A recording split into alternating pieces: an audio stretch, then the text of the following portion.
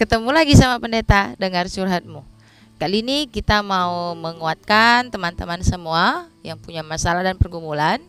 Walaupun di masa-masa sulit pandemi saat ini, pendeta mau bilang, jangan lemah, tetap semangat. Oke, semuanya ada jalan keluarnya jika kita berserah kepada Tuhan. Kali ini pendeta mau baca dari Wati. Namaku Wati. Kami 5 bersaudara. Dari kami kecil punya bapak yang pemabuk, dan ketika dia mabuk kami semua takut. Dengar suara sepeda motornya aja di luar, kami udah berlari semua ke kamar masing-masing. Kalau malam bapak pulang karena takutnya. Bapak kalau mabuk suka marah-marah, maki-maki, hancurkan barang. Setiap mama dan bapak berantem, aku takut kali. Setiap mereka berantem, aku selalu menyimpan benda tajam di rumah. Pisau, parang, semuanya termasuk racun aku simpan karena takut bapakku melukai mamaku. Semalaman aku gak tidur menjaga mama, takut bapakku melukainya. Aku punya mama yang luar biasa sekali, tangguh dan kuat. Kami anaknya bersyukur sekali punya mama yang luar biasa, sehingga kami menjadi sekarang bisa dikatakan sukses. Mama hanya tamatan SD, tapi gigihnya luar biasa. Aku anak kedua, usiaku 29 tahun saat ini. Sampai usiaku sekarang, bapak belum ada berubah sedikit pun. Kebencianku semakin dalam ketika mendengar mamaku menangis tiap malam, asal teleponan. Dari kecil aku berdoa sampai sekarang, Tuhan ubahkanlah bapakku. Cuma gak berubah.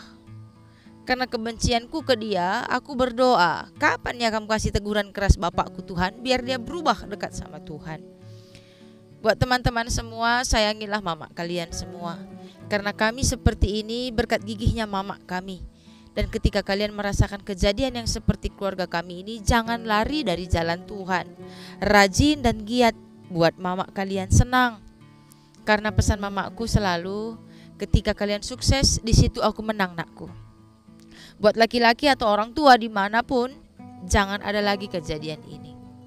Doakan bapakku berubah ya pendeta, Tuhan pasti kasih waktu terbaik buat bapakku.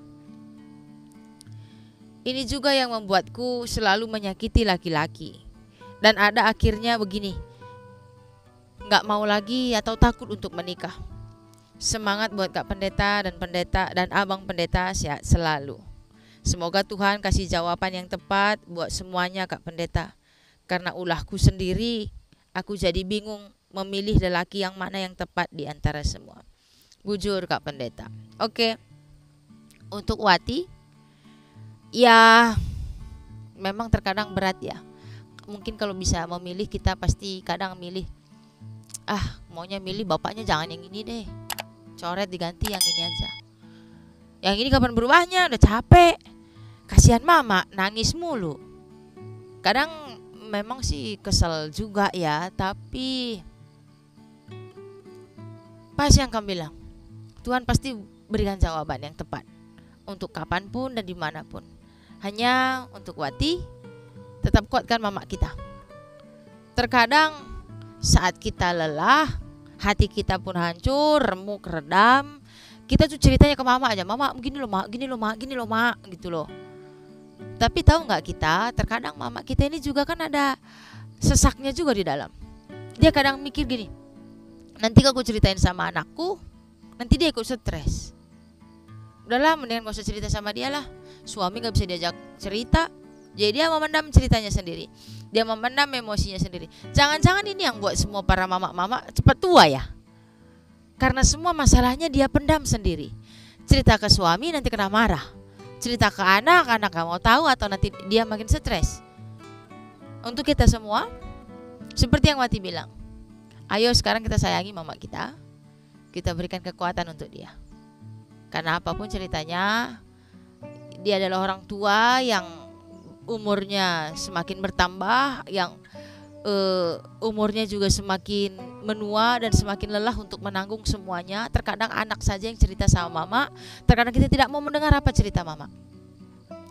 Bukan hanya mama aja sebenarnya, bapak kita pun sebenarnya begitu. Dia nggak tahu mau cerita sama siapa, cerita sama istrinya nanti malah dicerewetin atau malah diejek-ejek lah, sindir-sindir nantinya. Mau cerita sama anak, kayaknya nggak mungkin cerita sama anak. So terakhir bapak, ya dia mencari jalan keluarnya sendiri. Mungkin itu yang dialami oleh para bapak. Untuk Wati, jangan satu-satunya seperti yang Yesus katakan.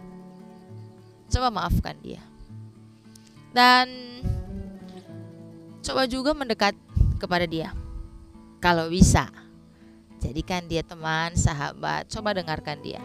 Coba Wati ingat-ingat kebaikan apa saja sih yang diberikan Bapak untuk Wati. Perlahan-lahan coba diingat kembali. Karena pendeta juga pernah bilang, kalau Bapak pendeta itu keras, aku tuh bukan anak yang disayang, apalagi aku tuh pernah mau digugurkan. Ya pendeta mikir kayaknya aku ini yang gak berguna gitu loh. Apa-apa salah dimarahin mulu. Terakhir sayangnya begitu Wati. Setelah Bapak meninggal, barulah pendeta ingat lagi perlahan-lahan. Pendeta singkirkan dulu emosi pendeta, kemarahan pendeta sama Bapak pendeta. Pendeta ingat-ingat lagi. Oh iya, ternyata aku salah selama ini. Cara Bapak menyayangiku tuh sebenarnya beda. Bukan seperti mama, bukan seperti aku menyayangi orang lain. Tapi cara Bapak menyayangiku itu ya agak khas. Memang harus kita lihat perlahan-lahan. Tapi apapun ceritanya, pendeta bisa memberikan usulan ini, tapi yang menjalankan adalah Wati. Pendeta hanya ingin sekiranya ada cinta kembali di rumah itu. Karena dengan lahirnya Wati, tentu ada cinta Bapak dan juga Mama. Untuk semua teman-teman kita, mari kita dukung Wati. Berikan doa untuk Wati supaya Wati juga tetap semangat, memiliki kekuatan dari kita semua. Untuk kita semua, sayangi dirimu sendiri.